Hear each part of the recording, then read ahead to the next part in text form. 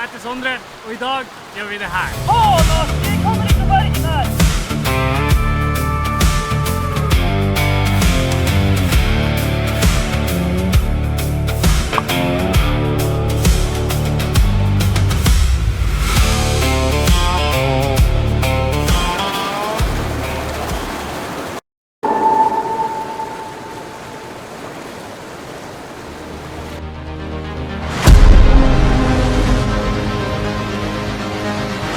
Dette kongen av kulpen, garantert.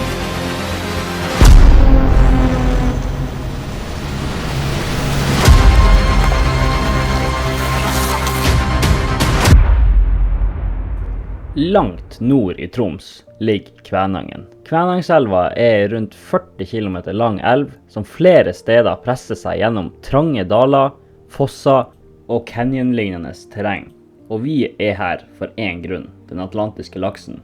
Men lite visste vi at dette en av Norges villeste elver å fiske laks I.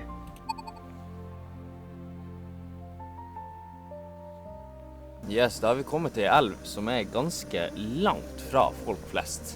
En helt magisk elv som jeg skal vise dere. Og det ikke så mye folk her, fordi det ganske langt unna. Og det blir veldig spennende å se om vi klarer å få noen fisk her, for det kan være en vanskelig elv å fiske I. Men først skal vi lage oss litt kaffe, stappe I oss litt mat, og så vi på tur ut.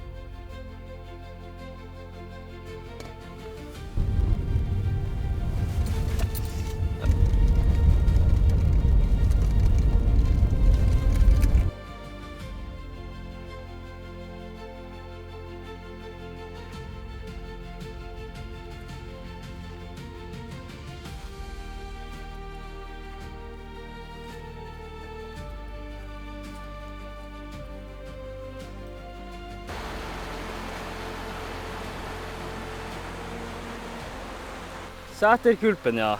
Det var litt skuffende, for å være ærlig. Jeg trodde den skulle være mye større. Jeg har hørt så mye om den, og når du hører om en kulp når du aldri har vært og fisket I elv, da bruker det å være en knallbra kulp. Men han lokale sa at den har blitt ødelagt av flommer. Vårflommer. Og det tror jeg på. Det her jo bare en liten jossplass nesten. Det jo så vidt en kulp. Se nå. Ja. Skuffende.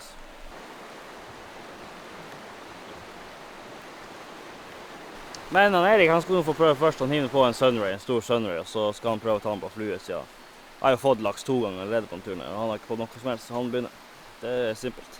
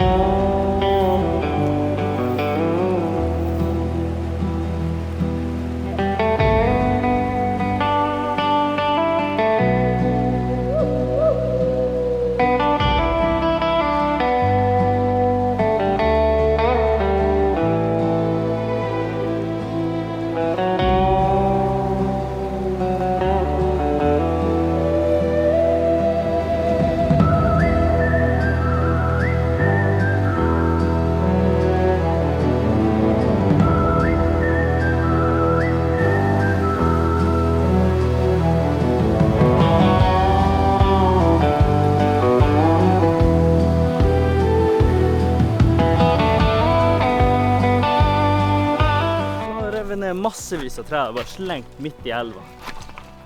Den flommen her som har vært her I vår var enorm.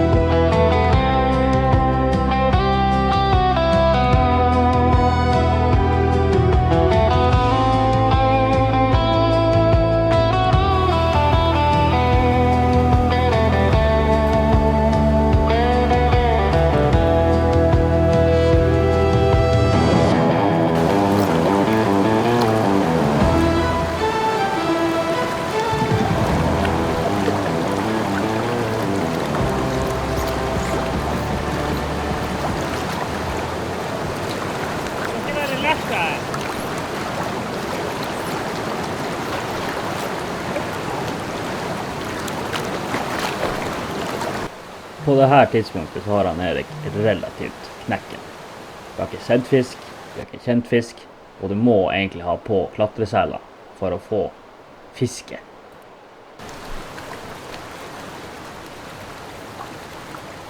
Det skal ikke være lett det her, altså.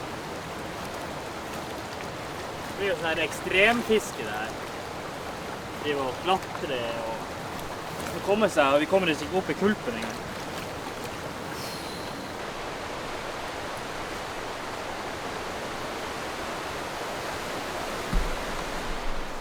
Det har vært så lett som at han Erik har jo vanlig såle, filtersåle, det er jo livssåle, går på sånn her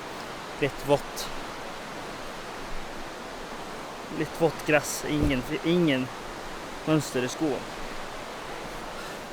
Se nå bare på det. Hva skal vi vise dem? Kameraet er rett ned nå. Det er rett ned. Det her er en fiskeplass, liksom. En trapp ned! Jævla stige. En stige ned.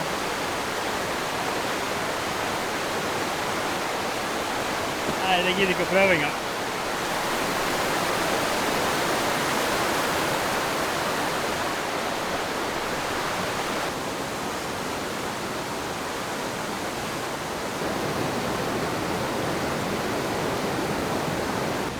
Skal man berge fisk, det er jo 3-4 meter opp fra vannet. Det går rett ned. Skal jeg liksom krane han oppe som 10 kilo. Jeg tror vi skal være mer bekymret for å bare få noe på. Det her er sånn ekstremsportfiske. Herregud. Jeg imponerer de lokale her som drar opp den ene etter den andre, men det er et helt spesielt fiske det her. Jeg tenkte Signaldalen var vanskelig å komme seg frem, men her er det jo, ja, ekstremt å fiske.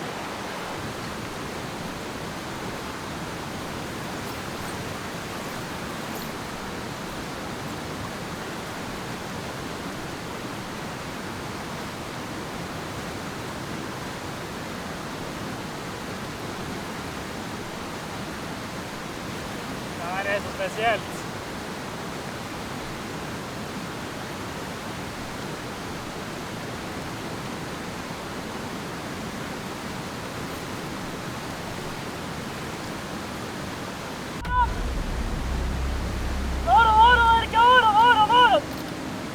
Faen, ass! Vi kommer ikke til bergen her! Den er stor.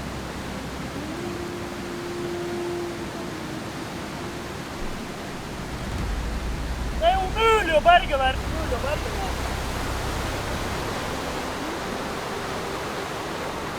Det er bra. Jeg kan ikke la den gå ned da i kapp. Se nå på nedsida. Der det går.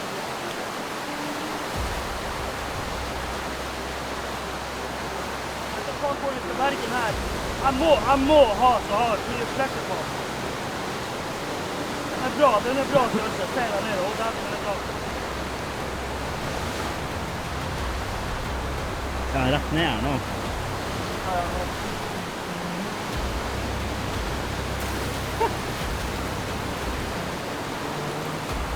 Jeg har bremsen på som faen. Jeg er livredd for at han skal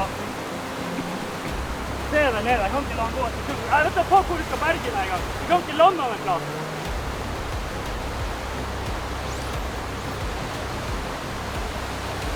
Se nå der nede. Se der nede. Det er umulig å berge den her.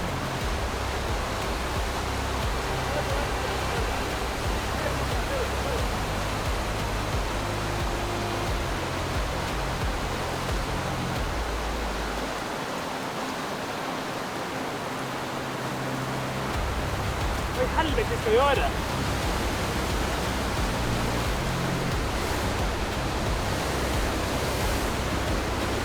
Få han opp med håv her!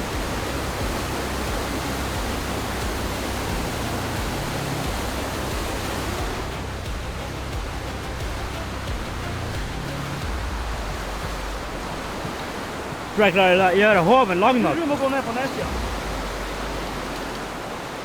Nedsida der? Ja. Nei. Jeg tror du må gå opp, og så må du opp i strømmen. De må lande der nede. Eller er du her? Er du der? Ja, der.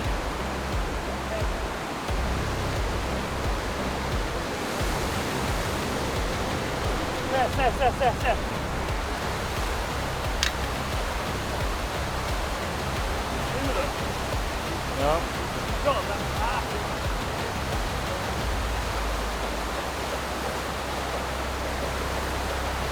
Du må gå ned trappa. Gå ned trappa.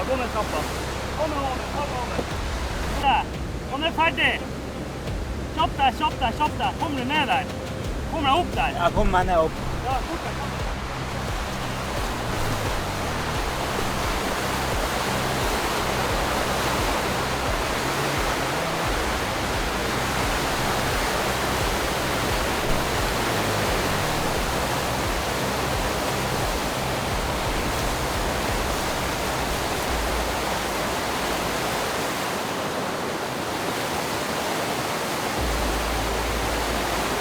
Du går rett ned.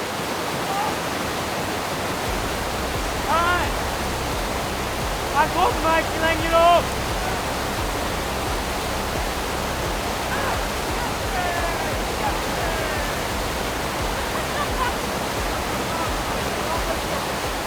Yes, Gertin! Bra landing! 3 meter over, jeg er på det.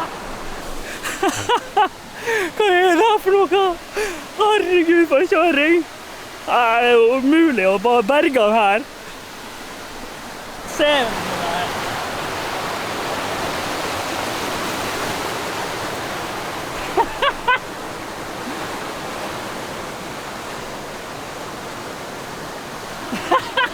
Hva er det her for noe? Hva skal jeg gjøre det her? Hvor stort var den er? 3 kilo? Ja, jeg synes han flott litt, han er bare vann. Herregud, se nå på denne bergen. Jeg står der oppe og kjører. Erik står her nede. Fy faen. Jeg trodde ikke på det når jeg tok flua. Jeg mistet den flua når jeg stod her i bergen. Jeg måler den.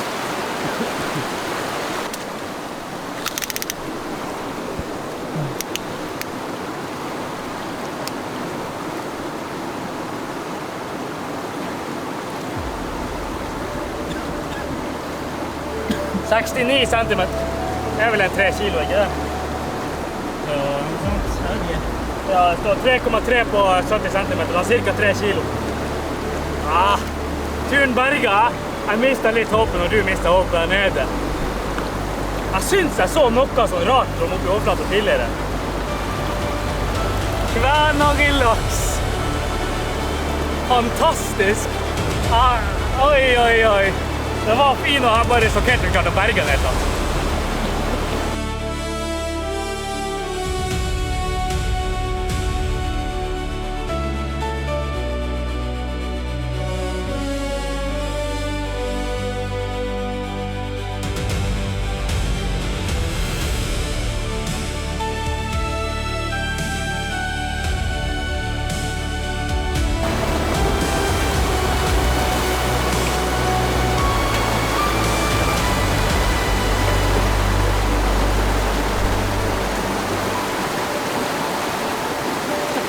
Jeg hadde ikke trua. Her har dere lureflua. Bare helt random flue. Den ligner ganske mye på den vi fikk på i skibåten. Svart, rød og litt glitter i seg. Den her er jungelfot på siden av. Tok den på som en rifling hit, slo opp i overflata. Hadde egentlig mistet troa. Nå er jeg ferdig å fiske. Det er ikke lov å fiske med når du får den. Du har sett om du slipper den eller ikke. Så nå er det å løpe til Erik og få en til den. Hele dagen.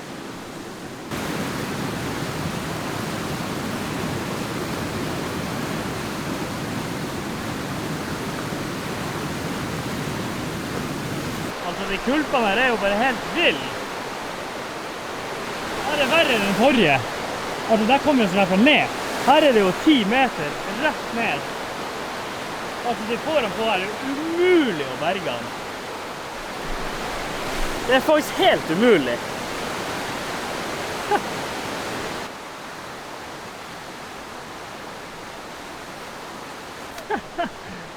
Man må jo være klatrer for å kunne fiske her.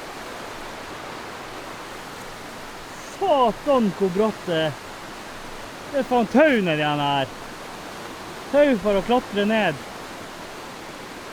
Det er jo en 10 meter ned her. Jeg kan jo hoppe og være nede i elva. Ja, men hvis du synes det er for bratt, så gidder du ikke fiske her. Hvis det er for bratt, så gidder du ikke fiske her. Du kan prøve å gå ned her jeg står også. Jeg tror kanskje det er mulig også. Men hva med tauet der da? Er det mulig å gå ned der?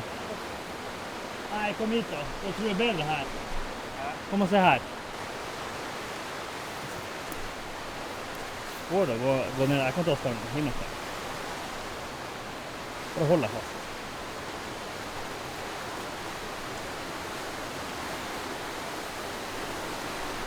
Jeg må gå ned fra Mårdal. Vær forsiktig, hold deg fast. Det er jo rett ned her.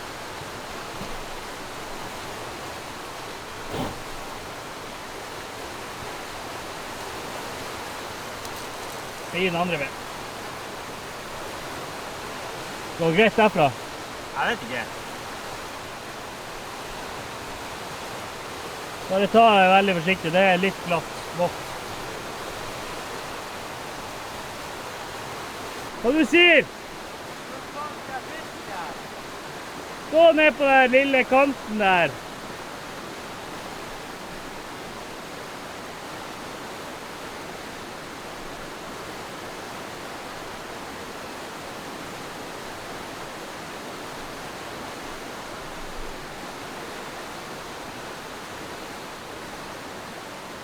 Jeg må gå ned for å fiske.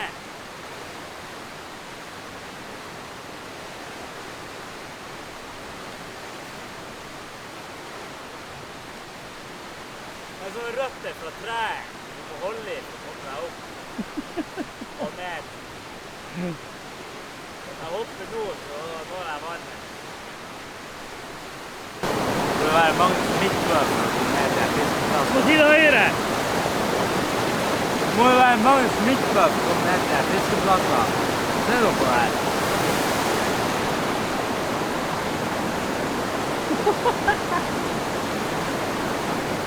Det er jo helt latterlig. Og for det andre, når du først får fisk, så må du være en rallysjåfør for å kjøre fisken mellom alle de jævla steinene. Ja, her må vi bare drikke vann. Det er ikke ofte vi kommer oss ned til elva i det hele tatt, fordi det er så sinnssykt høyt oppe. Så her må vi bare drikke flere liter vann mens vi har muligheten.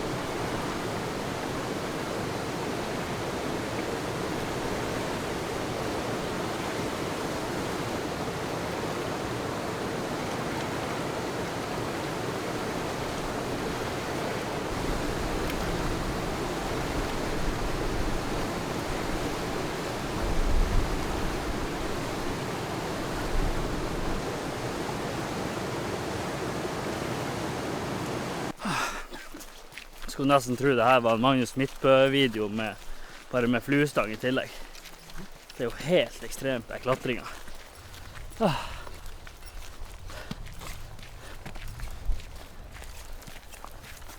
Eller har du noe edde?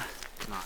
Da har vi endelig kommet oss ned til camp, og det er veldig mange folk som styrer og spør meg hva jeg fisker med. Og det her oppsettet det jeg egentlig bruker hele tiden, det er LTS-stang. Størrelse LTS-stang, klasse 7-8, 10 fot. Og så har jeg en ultralight hardisnelle med kassetter. Og når det kommer til selve taumen, så det der bytter ut hele tiden. Ikke sant? I dag så fisker jeg fisker med intermediate og sånn synk 3-tippet. Og likevel så driver flua ligger opp på vannflata her, fordi det er basisk som å fiske i stryk. Så vi kommer ikke ned selv med en synk 3-tippet og intermediate body. Så i morgen, så nå skal jeg bytte om til en ULS som har synk 1, 3, 5, 7. Så får vi se om den kommer ned. Jeg skal bytte med en cone frem på tubeflua og se om den faktisk kommer ned i denne kulpen. Fordi når det blir sånn strykfiske, så er det bare en ting som gjelder, og det kommer seg ned. Jeg bare synes det er sykt at vi fikk noe laks med det oppsettet her i de strykkulpene. Det er helt merkelig. Så skal vi gjøre det, og så får vi se om det blir noe på oss i morgen. Jeg vet ikke helt, det er jo ekstremfiske der.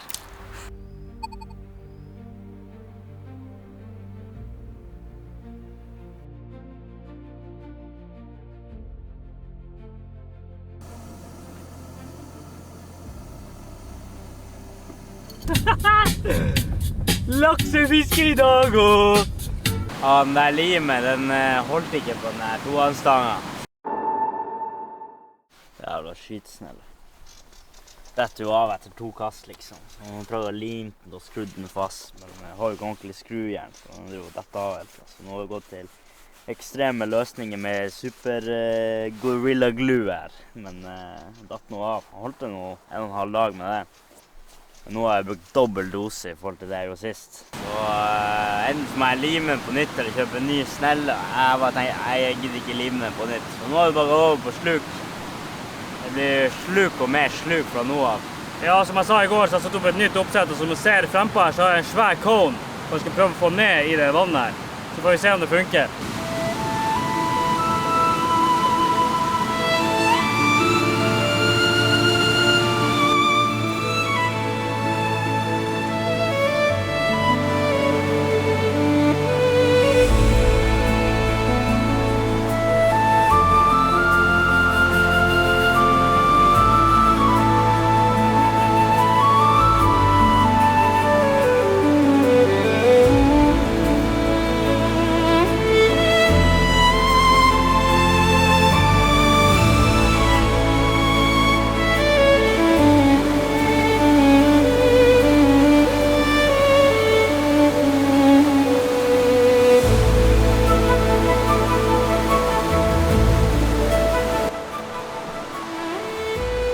Her har du godgods.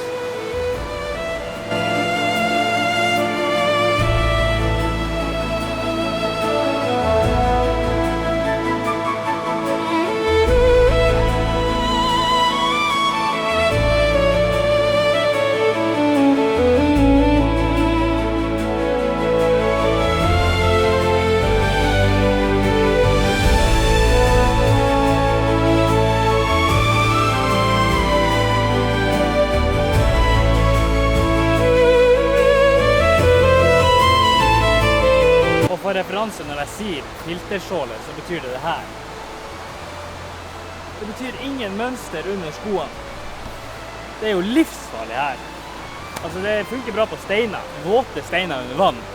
Men når du begynner med sånn her klatring, det er jo som å ha såpe under sålene. Det er jo livsfarlig.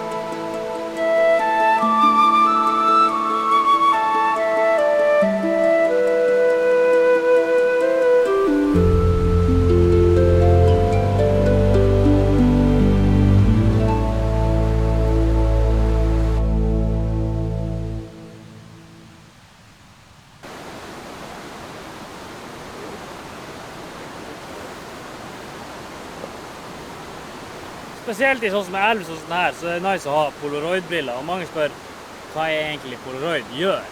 Og polaroid, jeg har ikke noe filter som er polaroid, dessverre. Men det gjør er at det fjerner glansen liksom, på overflaten, så du ser mye lettere ned i vannet. Og spesielt sånn som i elv, sånn som det her. Når du står veldig høyt og ser ned i elva. Hvis du har polaroidbriller, så er det mye lettere å se laksen og hvor han står, hvor stor han er, og så videre, og så videre. Ikke sant? Så den laksen vi filmer borti her, den så vi på grunn av at vi har polaroidbriller. Ikke sant? For da klarer du å se mye bedre i vannet. Da klarer du å se hvor laksen står også. I vanlige elver så er det litt verre, men her er det kjempelett, spesielt når det står så høyt. Da har vi vært her i Kvænangelva og fisket i 2 dager. Jeg må si at det er en vanskelig elv å fiske i. Det har vært mye vann i elva, det har vært mye strøm. Det har vært bratte plasser å komme seg til å fiske. De få plassene vi kunne fiske er liksom å stå over elva med sånn 10 meter. Og så få laks på, så må du jo klatre ned 10-20 trinn med trappetrinn med stiger for å kunne dra inn laksen. Så det har vært en vanskelig elv å fiske i, men vi klarte nå å berge oss med en.